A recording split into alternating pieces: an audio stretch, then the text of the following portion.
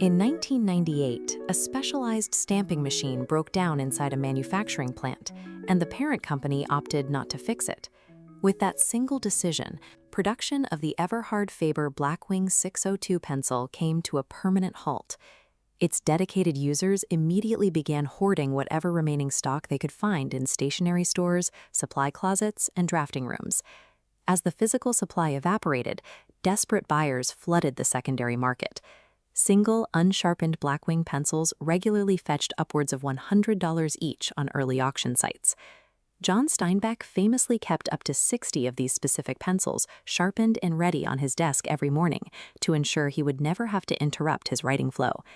The tool commanded that price and that devotion because it was designed to alter the physical experience of putting ideas on paper. This split screen shows the universal compromise of a standard pencil. You can use a soft core that produces a dark line, but the tip flattens out almost instantly.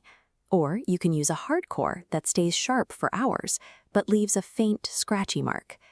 In 1934, Everhard Faber attempted to circumvent that compromise. They developed a proprietary wood-clinched graphite core infused with wax. The resulting blend laid down the deep, velvety shade of a soft 2B pencil, while retaining the durability and point life of a hard HB.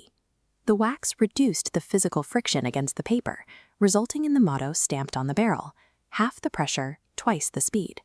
Vladimir Nabokov relied on that exact balance. He drafted his intricate novels longhand on limited spaces, like this stack of 3x5 index cards, requiring a dark mark that wouldn't smear. The smooth glide meant writers didn't have to bear down hard on the page, and the point retention meant they took far fewer trips to the sharpener. That legibility was equally useful for composers like Stephen Sondheim.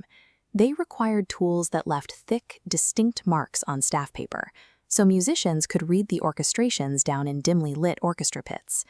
Errors, of course, happen, so Eberhard Faber designed a distinctive rectangular brass ferrule that clamped an adjustable flat eraser to the top of the barrel. Looking at this densely packed manuscript, a standard blunt eraser would easily rub out a neighboring chord. The flat edge allowed composers to remove a single sharp or flat with precision.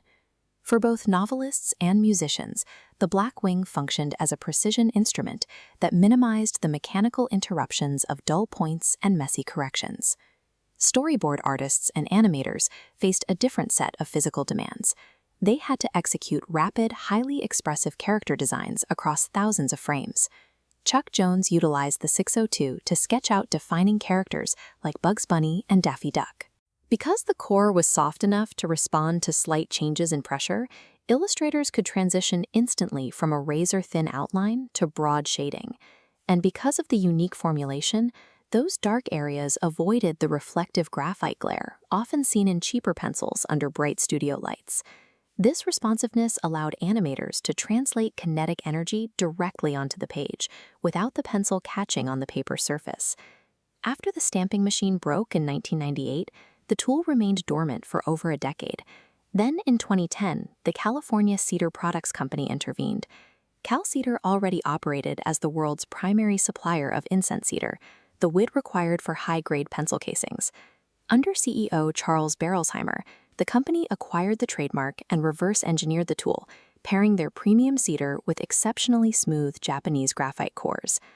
This chart breaks down how Cal Cedar expanded the modern lineup into 4 tailored grades.